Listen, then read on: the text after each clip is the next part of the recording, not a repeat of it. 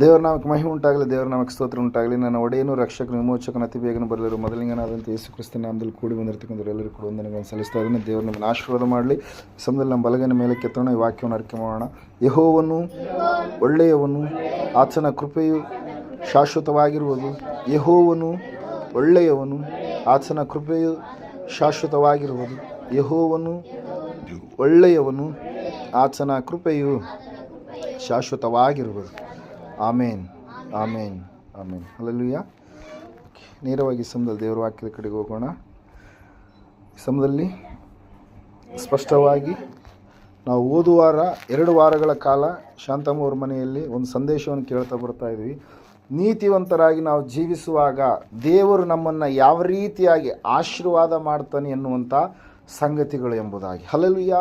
ನೀತಿವಂತರಾಗಿ ನಾವು ಜೀವಿಸುವಾಗ ದೇವರು ನಮ್ಮ ಬೇರುಗಳು, ನೀತಿವಂತನ ಬೇರುಗಳು ಹೆಂಗಿರ್ತವಂತೆ, ಬಹಳ ಸ್ಟ್ರಾಂಗ್ ಆಗಿರ್ತವೆ. ಫಲ ಕೊಡುವಂಥ ವ್ಯಕ್ತಿಯಾಗಿ ಆತನಿರ್ತಾನೆ.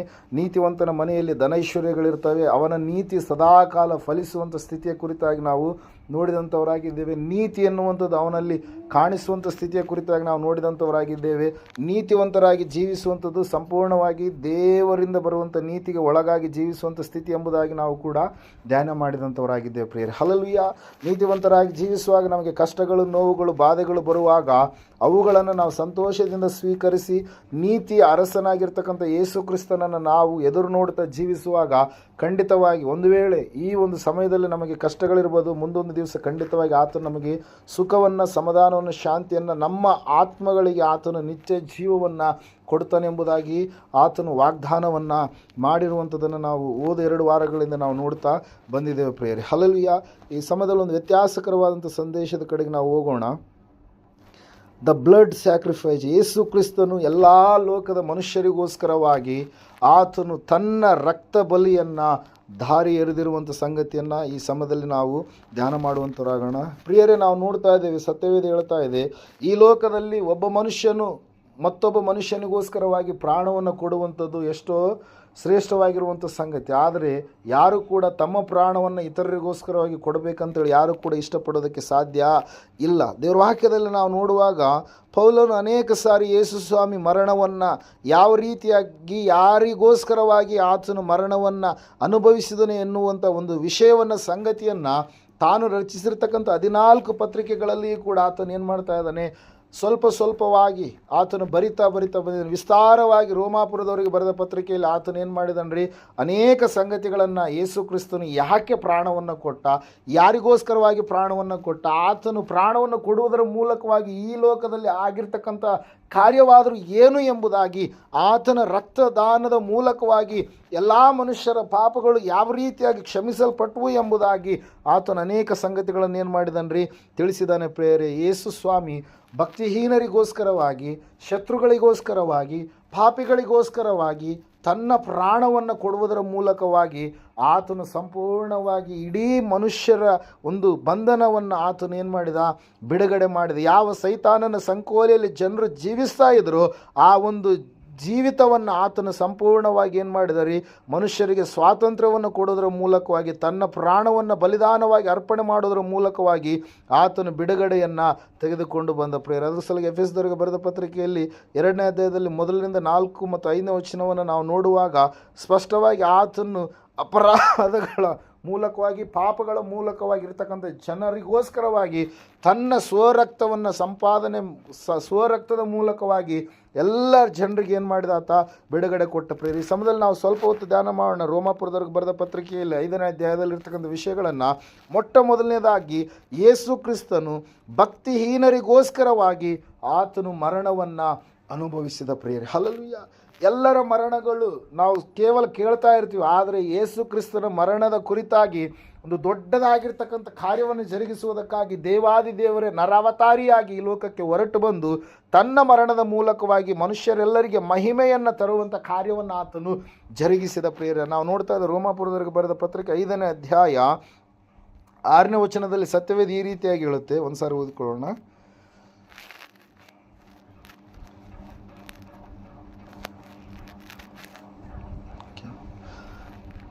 ನಾವು ಅಶಕ್ತರಾಗಿದ್ದಾಗಲೇ ಕ್ರಿಸ್ತನು ನೇಮಿತ ಕಾಲದಲ್ಲಿ ಭಕ್ತಿಹೀನರಿಗೋಸ್ಕರ ಪ್ರಾಣವನ್ನು ಕೊಟ್ಟನು ಎಂಬುದಾಗಿ. ಹಲ್ಲೆಲೂಯಾ. ನಾವು ನೋಡ್ತಾ ಇದ್ದೇವೆ, ನಾವು ವಿಶ್ವಾಸಿಗಳಾಗುವ ಮೊದಲು ನಾವು ನಮ್ಮ ಸ್ಥಿತಿಯ ಯಾವ ರೀತಿಯಾಗಿದೆ ಎಂಬುದಾಗಿ ಪೌಲನು ಇಲ್ಲಿ ಉಪಯೋಗಿಸಿರತಕ್ಕಂಥ ಪದಗಳು ಯಾವುದಾಗಿ ಎಂಬುದಾಗಿ ನಾವು ನೋಡುವಾಗ, ಅಶಕ್ತರಾಗಿ ಭಕ್ತಿಹೀನರಾಗಿ ನಾವು ಜೀವಿಸುವಂಥ ಸಮಯದಲ್ಲಿ ದೇವರು ನಮಗೋಸ್ಕರವಾಗಿ ತನ್ನ ಪ್ರಾಣವನ್ನು ಏನು ಮಾಡಿದರಿ, ಕೊಟ್ಟ ಪ್ರಿಯರೇ. ಹಲ್ಲೆಲೂಯಾ. ಭಕ್ತಿಹೀನತೆ ಎಂಬುದಾಗಿ ನಾವು ನೋಡುವಾಗ, ಅದರ ಅರ್ಥವನ್ನು ನಾವು ನೋಡುವಾಗ ಸತ್ಯವೇದ ಹೇಳ್ತಾ ಇದೆ ಏನಂತ ಹೇಳಂತಂದ್ರೆ, ದೇವರ ಭಯವಿಲ್ಲದೆ ಜೀವಿಸುವಂಥ ಒಂದು ಸ್ಥಿತಿಗೆ ಏನಾಗಿದೆ ರೀ, ಭಕ್ತಿಹೀನತೆಯ ಸ್ಥಿತಿ. ಸೃಷ್ಟಿಕರ್ತನಾದಂಥ ದೇವರ ಬಗ್ಗೆ ಕುರಿತಾಗಿ ಅವಗಾಹನೆಯಾಗಲಿ, ಭಯವಾಗಲಿ, ಭಯಭಕ್ತಿಯಾಗಲಿ ಇರಲಾರ್ದಂಥ ಒಂದು ಸ್ಥಿತಿ. ಅಂತಹ ಜನರ ಕುರಿತಾಗಿ ನಾವು ನೋಡುವಾಗ ಏಷ್ಯ 57:20 ನಾವು ನೋಡುವಾಗ ಪ್ರಿಯರ, ಸತ್ಯವೇದ ಈ ರೀತಿಯಾಗಿ ಹೇಳ್ತಾ ಇದೆ, ಅವರು ಕದಲುತ್ತಿರುವ ಸಮುದ್ರದೋಪಾದಿಯಲ್ಲಿ ಇರುವಂಥ ಜನರಾಗಿ, ಅವರ ಜೀವಿತದಲ್ಲಿ ಯಾವಾಗಲೂ ಸಮಾಧಾನವಿರಲಾರ್ದಂಥ ಸ್ಥಿತಿ ಉಳ್ಳವರಾಗಿ, ಅವರು ಅಲೆಗಳು ಯಾವ ರೀತಿಯಾಗಿ ಏರುತ್ತಾ ಇಳಿಯುತ್ತಾ ಇರ್ತಾರೋ ಆ ರೀತಿಯಾಗಿ ಇರುವಂಥವರೇ ಭಕ್ತಿಹೀನರು ಎಂಬುದಾಗಿ ನಾವು ನೋಡ್ತಾ ಇದ್ದೇವೆ ಪ್ರಿಯರೇ. ಹಲ್ಲೆಲೂಯಾ.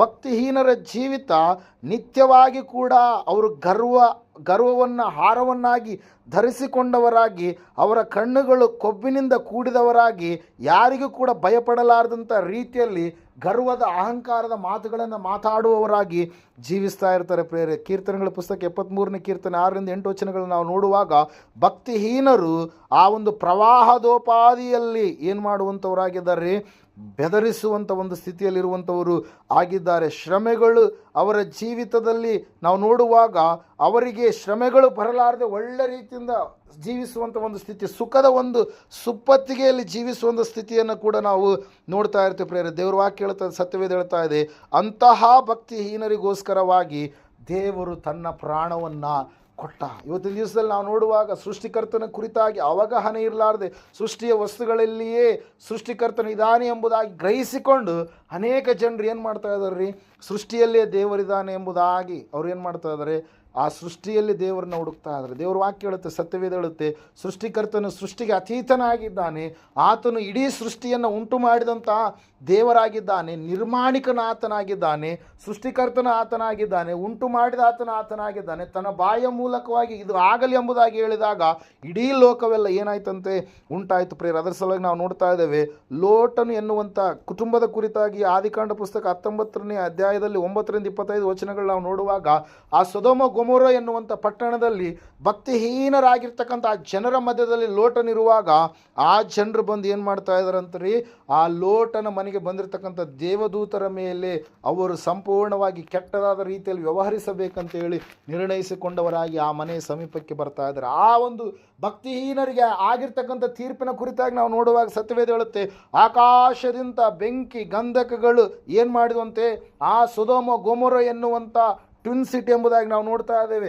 ಆ ಟ್ವಿನ್ ಸಿಟಿ ಮೇಲೆ ಬಿದ್ದು ಇಡೀ ಅಲ್ಲಿರ್ತಕ್ಕಂಥ ಭಕ್ತಿಹೀನರನ್ನು ಏನು ಮಾಡಿತಂತ್ರಿ, ನಾಶನ ಮಾಡ್ತು ಪ್ರಿಯರು. ಅದಕ್ಕಾಗಿ ನಾವು ನೋಡ್ತಾ ಇದ್ದೇವೆ, ಭಕ್ತಿಹೀನರ ಮೇಲೆ ದೇವರ ಕೋಪ ಏನಾಗುತ್ತಂತೆ, ಅದು ಯಾವಾಗಲೂ ಇರುವಂಥದ್ದಾಗಿದೆ ಪ್ರಿಯರೇ. ರೋಮಪುರದವ್ರಿಗೆ ಬರೆದ ಪತ್ರಕ್ಕೆ 1ನೇ ಅಧ್ಯಾಯ 18ನೇ ವಚನದಲ್ಲಿ ಅದರ ಕುರಿತಾಗಿ ನಾವು ನೋಡ್ತಾ ಇದ್ದೇವೆ. ಇಂತಹ ಭಕ್ತಿಹೀನರ ಜನರಿಗೋಸ್ಕರವಾಗಿ ಯೇಸು ಕ್ರಿಸ್ತನು ತನ್ನ ಪ್ರಾಣವನ್ನು ಏನು ಮಾಡಿದ, ಬಲಿದಾನವಾಗಿ ಆತನ ಅರ್ಪಿಸಿದ. ಅಂತಹ ಆವತ್ತಿನ ದಿವಸದಲ್ಲಿ ಯೇಸು ಸ್ವಾಮಿ ಇರ್ತಕ್ಕಂಥ ದಿವಸಗಳಲ್ಲಿ ಅಲ್ಲಿರ್ತಕ್ಕಂಥ ಜನರು ದೇವರಿಗೆ ಕೋಪವುಳ್ಳವರಾಗಿ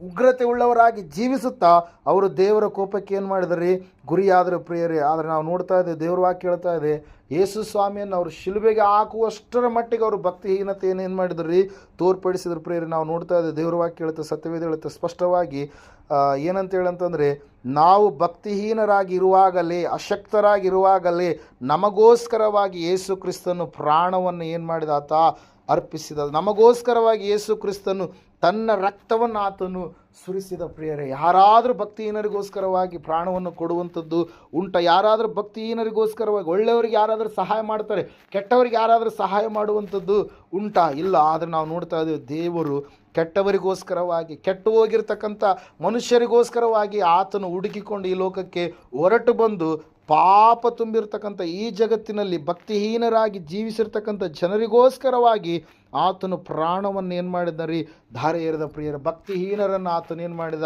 ಪ್ರೀತಿಸಿ ಅಶಕ್ತರೆಂಬುದಾಗಿ ಆತನು ನೆನೆಸಿ ಅವರಿಗೋಸ್ಕರವಾಗಿ ತನ್ನ ಪ್ರಾಣವನ್ನು ಆತನು ಏನು ಮಾಡಿದರೆ ಬಲಿದಾನವಾಗಿ ಅರ್ಪಿಸಿದ ಪ್ರಿಯರು. ಅದಕ್ಕಾಗಿ ಯೇಸು ಕ್ರಿಸ್ತನಂತೆ ಬೇರೆ ಯಾರನ್ನು ಕೂಡ ನಾವು ಆತನಿಗೆ ಹೋಲಿಕೆ ಮಾಡೋದಕ್ಕೆ ಸಾಧ್ಯ ಇಲ್ಲ. ಆತನು ಬಡವರ ಪಕ್ಷವಾಗಿ, ಆತನು ಯಾರು ಕೈ ಬಿಡಲ್ಪಟ್ಟಿದ್ದಾರೋ ಅವರ ಪಕ್ಷವಾಗಿ, ಯಾರು ಪಾಪದಿಂದ ತುಂಬಿದವರಾಗಿದ್ದಾರೋ, ದ್ವೇಷದಿಂದ ತುಂಬಿದವರಾಗಿದ್ದಾರೋ, ಯಾರು ದೇವರಿಂದ ಕೈ ಬಿಡಲ್ಪಟ್ಟಂಥ ಸ್ಥಿತಿಯಲ್ಲಿದ್ದಾರೋ ಅವರನ್ನು ಪ್ರೀತಿಸೋದಕ್ಕೋಸ್ಕರವಾಗಿ, ಭಕ್ತಿಹೀನರಿಗೋಸ್ಕರವಾಗಿ ಆತನು ಏನು ಮಾಡಿದರೆ ಮೊದಲನೇದಾಗಿ ನಾವು ನೋಡ್ತಾ ಇದ್ದೇವೆ ತನ್ನ ಪ್ರಾಣವನ್ನು ಆತನು ಏನು ಮಾಡಿದ, ಅರ್ಪಣೆ ಮಾಡಿದ ಪ್ರೇಯರ್ ನಾವು ನೋಡ್ತಾ ಇದ್ದೇವೆ. ಸತ್ಯವೇದ ಸ್ಪಷ್ಟವಾಗಿ ಹೇಳ್ತಾ ಇದೆ. ಅದೇ ರೋಮಾಪುರದವರಿಗೆ ಬರೆದ ಪತ್ರಿಕೆ 5ನೇ ಅಧ್ಯಾಯ 8ನೇ ವಚನದಲ್ಲಿ ಈ ರೀತಿಯಾಗಿ ನಾವು ನೋಡ್ತಾ ಇದ್ದೇವೆ. ಆದರೆ ನಾವು ಪಾಪಿಗಳಾಗಿದ್ದಾಗಲೂ ಕ್ರಿಸ್ತನು ನಮಗೋಸ್ಕರ ಪ್ರಾಣ ಕೊಟ್ಟದ್ದರಲ್ಲಿ ದೇವರು ನಮ್ಮ ಮೇಲೆ ತನಗಿರುವ ಪ್ರೀತಿಯನ್ನು ಸಿದ್ಧಾಂತಪಡಿಸಿದ್ದಾನೆ ಎಂಬುದಾಗಿ. ಮೊದಲನೇದಾಗಿ ಏನ್ರಿ, ಭಕ್ತಿಹೀನರಿಗೋಸ್ಕರವಾಗಿ ಯೇಸು ಸ್ವಾಮಿ ಆತನು ತನ್ನ ಪ್ರಾಣವನ್ನು ಕೊಟ್ಟ. ಎರಡನೇದಾಗಿ ಯಾರಿಗೋಸ್ಕರವಾಗಿ ಅಂತ ಹೇಳ್ತಾ ಇದ್ದ ವಾಕ್ಯ, ಪಾಪಿಗಳಿಗೋಸ್ಕರವಾಗಿ. ದೇವ್ರ ವಾಕ್ಯ ಹೇಳುತ್ತೆ, ಈ ಲೋಕದಲ್ಲಿ ನೀತಿವಂತನು ಇಲ್ಲ, ಒಬ್ಬನಾದರೂ ಇಲ್ಲ, ಎಲ್ಲರೂ ತಪ್ಪು ಮಾಡಿ ದೇವರಿಗೆ ದ್ರೋಹಿಗಳಾಗಿ ಜೀವಿಸಿದವರು, ಎಲ್ಲರೂ ಕೂಡ ದೇವರಿಗೆ ವಿರುದ್ಧವಾಗಿ ನಡೆದಂಥ ಜನರ ಪ್ರಿಯರು. ಅದರ ಕುರಿತಾಗಿ ನಾವು ನೋಡ್ತಾ ಇದ್ದೇವೆ. ಯೋಹಾನ ಬರೆದ ಸುವಾರ್ತೆ 15ನೇ ಅಧ್ಯಾಯದಲ್ಲಿ 13-14ನೇ ವಚನದಲ್ಲಿ ಸತ್ಯವೇದ ಈ ರೀತಿಯಾಗಿ ಹೇಳ್ತಾ ಇದೆ. ಒಂದ್ಸಾರಿ ಓದ್ಕೊಳ್ಳೋಣ.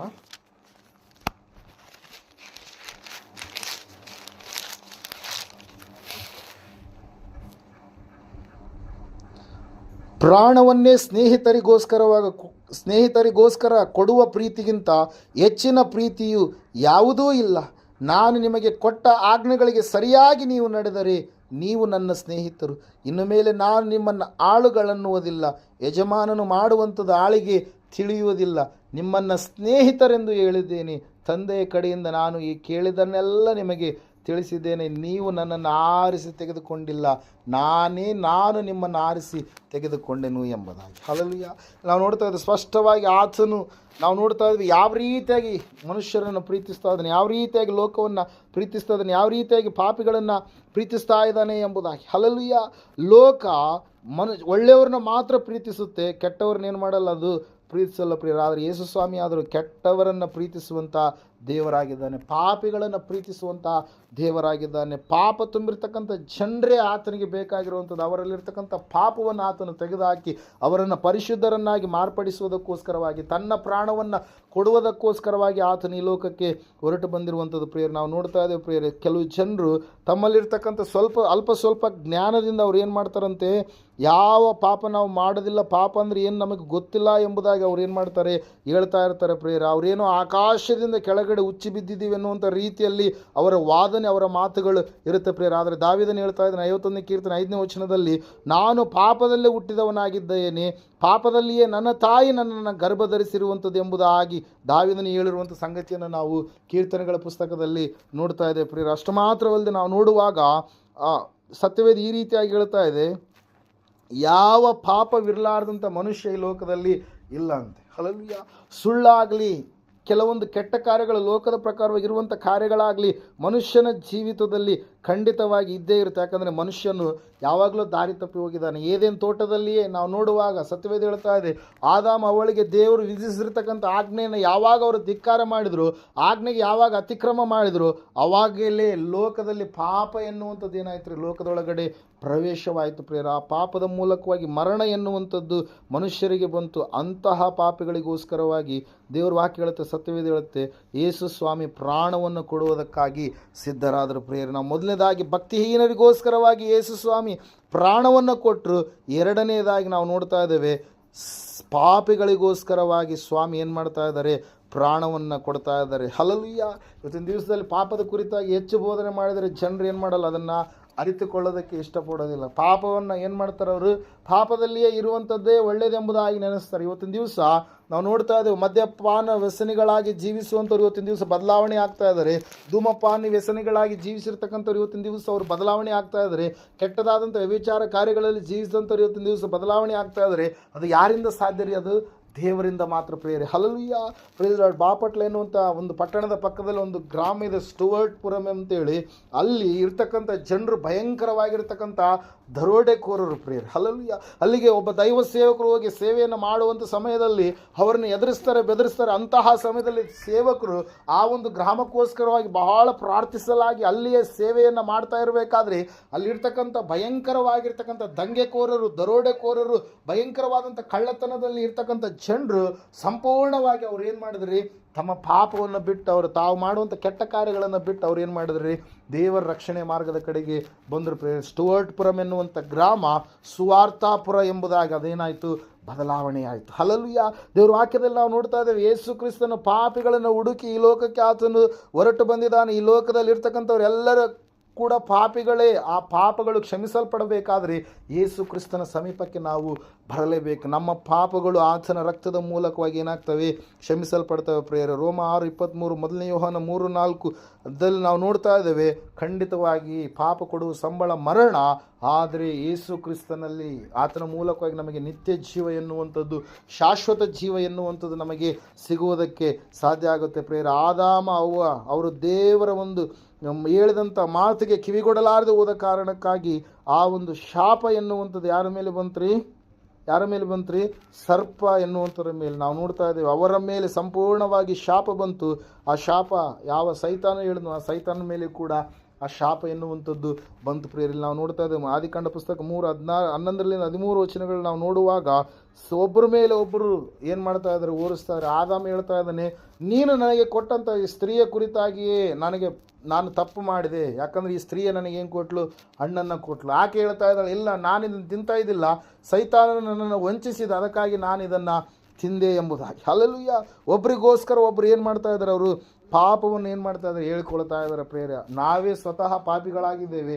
ನಮ್ಮ ಪಾಪದ ಭಾರ ದೊಡ್ಡದು, ಆದರೆ ನಮ್ಮ ಪಾಪದ ಭಾರವನ್ನು ದೇವರು ತೆಗೆದುಹಾಕಲು ಇಷ್ಟಪಡ್ತಾನೆ ಎಂಬುದಾಗಿ ನಾವು ಸಂಪೂರ್ಣವಾಗಿ ಗ್ರಹಿಸುವವರು ಆಗಬೇಕು. ನಾವಿನ್ನೂ ಪಾಪದಲ್ಲಿ ಇರುವಾಗಲೇ ದೇವರು ನಮಗೋಸ್ಕರವಾಗಿ ಪ್ರಾಣವನ್ನು ಕೊಟ್ಟು, ಪ್ರೀತಿ ಇದೇ ನಿಜವಾದಂಥ ಪ್ರೀತಿ ಎಂಬುದಾಗಿ ತನ್ನ ಪ್ರೀತಿಯನ್ನು ಆತನು ಏನು ಮಾಡಿದ್ದಾನೆ, ಸಿದ್ಧಾಂತಪಡಿಸಿದಂಥ ದೇವರಾಗಿದ್ದಾನೆ ಪ್ರಿಯರು. ಅದಕ್ಕಾಗಿ ನಾವು ನೋಡ್ತಾ ಇದ್ದೇವೆ, ದೇವ್ರ ವಾಕ್ಯ ಹೇಳುತ್ತೆ, ಸತ್ಯವೇದ ಹೇಳುತ್ತೆ, ಯೇಸು ಕ್ರಿಸ್ತನ ಮೂಲಕವಾಗಿ ರಕ್ಷಣೆ ಎನ್ನುವಂಥದ್ದು, ನಿತ್ಯ ಜೀವ ಎನ್ನುವಂಥದ್ದು, ಪರಲೋಕ ಎನ್ನುವಂಥದ್ದು, ಸ್ವರ್ಗ ಎನ್ನುವಂಥದ್ದು ನಾವು ಸಂಪಾದನೆ ಮಾಡಿಕೊಳ್ಳೋದಕ್ಕೆ ಸಾಧ್ಯ ಆಗುತ್ತೆ ಪ್ರಿಯರು. ಮೊದಲನೇದಾಗಿ ಭಕ್ತಿಹೀನರಿಗೋಸ್ಕರವಾಗಿ ತನ್ನ ಪ್ರಾಣವನ್ನು ಯೇಸು ಸ್ವಾಮಿ ಕೊಟ್ಟರೆ, ಎರಡನೇದಾಗಿ ಪಾಪಿಗಳಿಗೋಸ್ಕರವಾಗಿ ತನ್ನ ಪ್ರಾಣವನ್ನು ಯೇಸು ಸ್ವಾಮಿ ಏನು ಮಾಡಿದಾನ್ರಿ, ದಾರಿ ಎರೆದಿದ್ದಾನೆ. ಮೂರನೇದಾಗಿ ಸಮಯದಲ್ಲಿ ನಾವು ನೋಡೋಣ, ಆತನು ಯಾರಿಗೋಸ್ಕರವಾಗಿ ತನ್ನ ಪ್ರಾಣವನ್ನು ಕೊಟ್ಟಿದ್ದಾನೆ. ರೋಮಾಪುರದವರಿಗೆ ಬರೆದ ಪತ್ರಿಕೆ 5ನೇ ಅಧ್ಯಾಯ 10ನೇ ವಚನದಲ್ಲಿ ನಾವು ಈ ರೀತಿಯಾಗಿ ನಾವು ನೋಡ್ತಾ ಇದ್ದೇವೆ, ದೇವರಿಗೆ ವೈರಿಗಳಾಗಿದ್ದ ನಾವು ಆತನ ಮಗನ ಮರಣದ ಮೂಲಕ ಆತನೊಂದಿಗೆ ಸಮಾಧಾನವಾಗಿರಲಾಗಿ, ಆತನ ಕೂಡ ಸಮಾಧಾನವಾದ ನಮಗೆ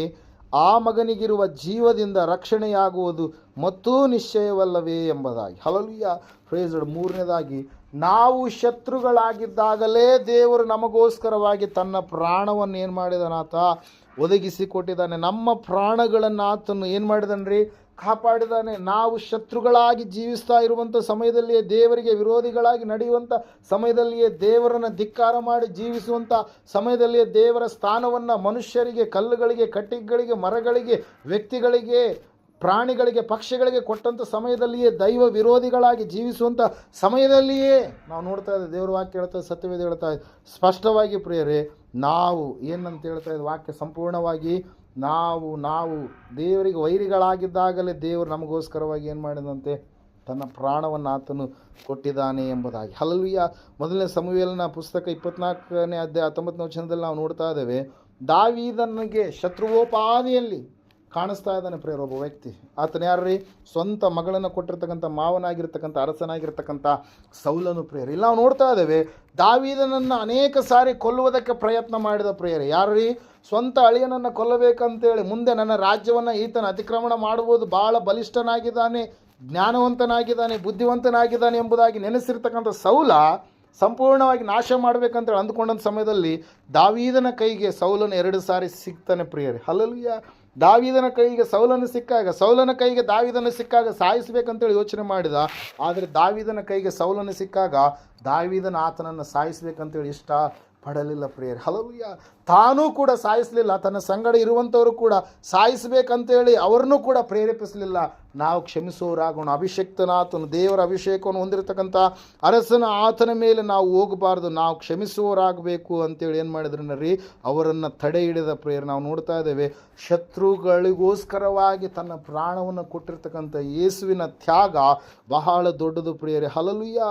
ಪ್ರೇಯರ್ಗಳಲ್ಲಿ ನಾವು ನೋಡ್ತಾ ಇದ್ದೇವೆ ಪ್ರಿಯರೇ, ಸತ್ಯವೇದ ಸ್ಪಷ್ಟವಾಗಿ ತಿಳಿಸ್ತಾ ಇದೆ. ನಾವು ಕೂಡ 5ನೇ ಅಧ್ಯಾಯದಲ್ಲಿ ನಾವು ನೋಡ್ತಾ ಇದ್ದೇವೆ, ಮತ್ತಾಯನ ಬರೆದ ಸುವಾರ್ತೆಯಲ್ಲಿ, ನೀವು ಪರಲೋಕದ ತಂದೆಯ ಮಕ್ಕಳಾಗಿ ನೀವು ಮೊದಲನೇದಾಗಿ ಜೀವಿಸಬೇಕಾದ್ರೆ ನೀವು ಏನು ಮಾಡಬೇಕ್ರಿ, ಶತ್ರುಗಳನ್ನು ಪ್ರೀತಿಸುವವರಾಗಿರಬೇಕು. ಅಷ್ಟು ಮಾತ್ರವಲ್ಲದೆ ಯಾರು ನಿಮಗೋಸ್ಕರವಾಗಿ ಹಿಂಸೆ ಕೊಡ್ತಾರೋ ಅವರಿಗೋಸ್ಕರವಾಗಿ ನೀವು ಪ್ರಾರ್ಥನೆ ಮಾಡುವವರು ಆಗಬೇಕು ಪ್ರೇಯರೇ. ಹಲ್ಲೆಲೂಯಾ. Praise Lord. ಗಾಂಧೀಜಿ ಒಂದು ಮಾತನ್ನು ಹೇಳ್ತಾರೆ ಪ್ರೇಯರ್, ಏನಂತ ಹೇಳಿದ್ರೆ, ಯೇಸು ಸ್ವಾಮಿ ಆವತ್ತಿನ ದಿವಸ ಶತ್ರುಗಳನ್ನು ಕ್ಷಮಿಸಿರಿ ಎಂಬುದಾಗಿ ತಾನು ಹೇಳಿದ, ಅದನ್ನು ಮಾಡಿ ತೋರಿಸಿದ. ಆದರೆ ಇವತ್ತು ದೇವರ ಮಕ್ಕಳು, ಯೇಸು ಸ್ವಾಮಿ ಮಕ್ಕಳು ಎಂಬುದಾಗಿ ಹೇಳಿಕೊಳ್ಳುವಂಥವ್ರು ಏನಂತ ಹೇಳ್ತಾ ಇದ್ದಾರೆ, ಶತ್ರುಗಳನ್ನು ಪ್ರೀತಿಸಿರಿ ಎಂಬುದಾಗಿ ಹೇಳ್ತಾರೆ. ಆದರೆ ಯೇಸು ಸ್ವಾಮಿ ಹಂಗೆ ಅವ್ರು ಏನು ಮಾಡ್ತಾ ಇಲ್ಲ, ಕ್ಷಮಿಸುವಂಥವ್ರು ಆಗ್ತಾ ಇಲ್ಲ. ಯೇಸು ಸ್ವಾಮಿ ಆಗಿ ಅವರು ಪ್ರೀತಿಸುವಂಥವ್ರು ಆಗ್ತಾ ಇಲ್ಲ ಎಂಬುದಾಗಿ. ಹಲ್ಲೆಲೂಯಾ. Praise Lord. ಅದಕ್ಕಾಗಿ ಪ್ರೇಯರ್ ನಾವು ನೋಡ್ತಾ ಇದ್ದೇವೆ, ಸತ್ಯವೇದ ಸ್ಪಷ್ಟವಾಗಿ ತಿಳಿಸ್ತಾ ಇದೆ, ಸಂಪೂರ್ಣವಾಗಿ ನಾವೇನು ಮಾಡಬೇಕ್ರಿ, ಶತ್ರುಗಳನ್ನು ಕ್ಷಮಿಸುವವರಾಗಿರಬೇಕು. ಹಲ್ಲೆಲೂಯಾ. ಯೇಸು ಹೇಳಿದಾನೆ, ಒಂದು ವೇಳೆ ಅವರು ನಿನ್ನ ಬಲಗೆನ್ನೆಗೆ ಹೊಡೆದ್ರೆ ನಿನ್ನ ಎಡಗೆನ್ನೆಯನ್ನು ಕೂಡ ನೀನು ಹಿಂದಕ್ಕೆ ತೆಗೆಯಬೇಡ ಎಂಬುದಾಗಿ. ಹಲ್ಲೆಲೂಯಾ. Praise Lord. ಇಲ್ಲಿ ನಾವು ನೋಡ್ತಾ ಇದ್ದೇವೆ, ಸ್ಪಷ್ಟವಾಗಿ ನಾವು ನೋಡ್ತಾ ಇದ್ದೇವೆ ಪ್ರಿಯರೇ, 3ನೇದಾಗಿ ಶತ್ರುಗಳಿಗೋಸ್ಕರವಾಗಿ ಕೂಡ ಆತನು ತನ್ನ ಪ್ರಾಣವನ್ನು ಕೊಡುವುದರ ಮೂಲಕವಾಗಿ ನಾವು ನೋಡ್ತಾ ಇದ್ದೇವೆ ಪ್ರಿಯರೇ, ಆತನು ಪ್ರೀತಿಯನ್ನು, ಕ್ಷಮಾಗುಣ ಅಂತಂದರೆ ಏನು, ಈ ಲೋಕದಿಂದ ಮನುಷ್ಯರನ್ನು ಬಿಡುಗಡೆ ಮಾಡಬೇಕಾದರೆ ನಾನು ಇವರಿಗೋಸ್ಕರವಾಗಿ ನನ್ನ ಪ್ರಾಣವನ್ನು ಕೊಡಬೇಕೆನ್ನುವಂಥ ಸ್ಥಿತಿಯನ್ನು ಸಂಪೂರ್ಣವಾಗಿ ಆತನ ಏನು ಮಾಡಿದ ಅಳವಡಿಸಿಕೊಂಡ ಪ್ರಿಯರೇ. ಆತನಿಗೆ ಅನೇಕ ಪೆಟ್ಟುಗಳನ್ನು ಹೊಡೆದ್ರು, ಆತನಿಗೆ ಘೋರವಾದಂಥ ಶಿಕ್ಷೆ, ಯಾವ ಮನುಷ್ಯನೂ ಕೂಡ ಭರಿಸಲಾರದ ಘೋರವಾದಂಥ ಶಿಕ್ಷೆಯನ್ನು, ಆ ಒಂದು ಕೊರಡೆ ಏಟುಗಳು, ಪೆಟ್ಟುಗಳು ಯಾವ ರೀತಿಯಾಗಿದ್ದು ಅಂದರೆ, ಆ ಒಂದು ಬೆನ್ನಿಗೆ ಆಗಲಿ ಆತನ ದೇಹಕ್ಕೆ ಹೊಡೆದಾಗ ಒಳಗಡೆ ಇರ್ತಕ್ಕಂಥ ಮಾಂಸವೇ ಕಿತ್ತುಕೊಂಡು ಹೊರಗಡೆ ಬರ್ತಾ ಇತ್ತು. ಆ ಒಂದು ಮುಳ್ಳಿನ ಕಿರೀಟ, ಭಯಂಕರವಾದಂಥ ಮುಳ್ಳುಗಳನ್ನು ಏನು ಮಾಡಿದ್ರು, ಆತನಿಗೆ ಕಿರೀಟವಾಗಿ ಇಟ್ಟರು ಪ್ರಿಯರೇ. ಹಲ್ಲೆಲೂಯಾ. ಆತನಿಗೆ ಭಯಂಕರವಾದಂಥ ಗುದ್ದುಗಳನ್ನು ಏನು ಮಾಡ್ತದೆ, ಏಟುಗಳನ್ನು ಆತನಿಗೆ ಹೊಡೆದ್ರೆ, ಆತನ ಗಡ್ಡವನ್ನು ಕಿತ್ತಿದ್ರೆ, ಆತನ ಮುಖಕ್ಕೆ ಉಗುಳಿದ್ರೆ, ಆತನಿಗೆ ಭಯಂಕರವಾದಂಥ ದೂಷಣೆಯ ಮಾತುಗಳನ್ನು, ಕೆಟ್ಟ ಮಾತುಗಳನ್ನು ಆತನ ಮೇಲೆ ಆಡಿದರು ಪ್ರಿಯರು. ಅಷ್ಟೆಲ್ಲ ಮಾಡಿದರೂ ಕೂಡ ಯೇಸು ಅವರನ್ನು ಕ್ಷಮಿಸಿ ಅವರಿಗೋಸ್ಕರವಾಗಿ ತನ್ನ ಪ್ರಾಣವನ್ನು ಆತನು ಬಲಿದಾನವಾಗಿ ಅರ್ಪಣೆ ಮಾಡಿದ ಪ್ರಿಯರು. ಅದರ ಸಲುವಾಗಿ ನಾವು ನೋಡ್ತಾ ಇದ್ದೇವೆ, ಸತ್ಯವೇದ ಹೇಳ್ತಾ ಇದೆ ಸ್ಪಷ್ಟವಾಗಿ, ಆತನು ಸಂಪೂರ್ಣವಾಗಿ ಶತ್ರುಗಳಿಗೋಸ್ಕರವಾಗಿಯೂ ಕೂಡ ಏನು ಮಾಡಿದರಿ, ತನ್ನ ಪ್ರಾಣವನ್ನು ಕೊಟ್ಟ ಪ್ರಿಯರೇ. ಅದಕ್ಕಾಗಿ ನಾವು ನೋಡ್ತಾ ಇದ್ದೇವೆ, ಯೇಸು ಕ್ರಿಸ್ತನ ಬಲಿದಾನ ಅದು ರಕ್ತದ ಬಲಿದಾನ. ಹಲ್ಲೆಲೂಯಾ. Praise Lord. ರಕ್ತದ ಬಲಿದಾನವಾಗಿ ಅದು ಇರುವಂಥದ್ದಾಗಿದೆ ಪ್ರೇಯರ್. ಪಾಪಗಳು ಕ್ಷಮಿಸಲ್ಪಡಬೇಕಾದರೆ ರಕ್ತವು ಏನು ಆಗಬೇಕು, ಸುರಿಸಲ್ಪಡಬೇಕು. ಹಲ್ಲೆಲೂಯಾ. ಪಾಪ ಪರಿಹಾರವಾಗಬೇಕಾದರೆ ರಕ್ತ ಪ್ರೋಕ್ಷಣ ಅವಶ್ಯಕ. ತದ್ರಕ್ತಂ ಪರಮಾತ್ಮೇನ ಪುಣ್ಯದಾನ ಬಲಿಯಾಗಂ ಎಂಬುದಾಗಿ ಬೃಹದಾರಣ್ಯಕ ಉಪನಿಷತ್ತಿನಲ್ಲಿ ಒಂದು ಶ್ಲೋಕ ಇರುವಂಥದ್ದನ್ನು ನಾವು ನೋಡ್ತಾ ಇದ್ದೇವೆ. ಹಲ್ಲೆಲೂಯಾ. Praise Lord. ನಾವು ನೋಡುವಾಗ ಆ ಶ್ಲೋಕದ ಅರ್ಥ ಏನಂತೇಳಿ ಅಂದರೆ, ಪರಮಾತ್ಮನು ತನ್ನ ದೇಹವನ್ನು ಬಲಿದಾನವಾಗಿ ಅರ್ಪಣೆ ಮಾಡುವುದರ ಮೂಲಕವಾಗಿ ಎಲ್ಲ ಮನುಷ್ಯರ ಪಾಪಗಳು ಏನಾಗ್ತವಂತೆ, ಕ್ಷಮಿಸಲ್ಪಡ್ತವೆ ಎಂಬುದಾಗಿ. ಹಲ್ಲೆಲೂಯಾ. ಪ್ರೇಯರ್. ಅದಕ್ಕಾಗಿ ನಾವು ನೋಡ್ತಾ ಇದ್ದೇವೆ ಪ್ರೇಯರೇ, ದೇವರೇ ನರಮನುಷ್ಯನಾಗಿ ಬಂದು ದೊಡ್ಡದಾದಂಥ ಯಜ್ಞವನ್ನು ಮಾಡಿ, ಪರಮಾತ್ಮನೇ ಅಂದರೆ ಯಾರ್ರೀ, ಯೇಸು ಕ್ರಿಸ್ತನು. ಹಲ್ಲೆಲೂಯಾ. ಪರಮಾತ್ಮನಂದರೆ ಮತ್ತೊಂದು ಆಲೋಚನೆಯಲ್ಲಿ ನಾವು ಹೋಗುವಂಥದ್ದು ಬೇಡ.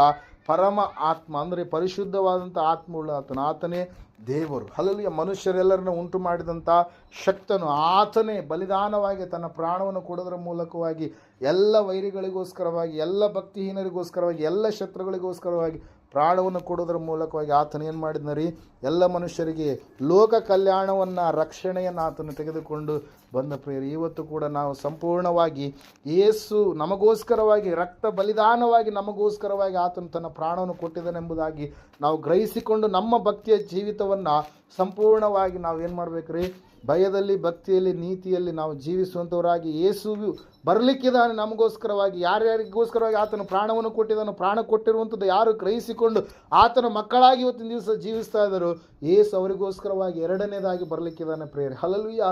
ಆತನು ಮಧ್ಯಾಕಾಶದಲ್ಲಿ ಬರುವಾಗ ಯಾರು ಆತನನ್ನು ನಂಬಿರ್ತಾರೆ ಅವರೆಲ್ಲರೂ ಕೂಡ ಏನಾಗ್ತಾರೆ, ಆತನ ಬಳಿಗೆ ಎತ್ತಲ್ಪಡ್ತಾರೆ. ಯಾರು ನಂಬಲಾರ್ದವರೆಲ್ಲರೂ ಕೈ ಬಿಡಲ್ಪಡ್ತಾರೆ.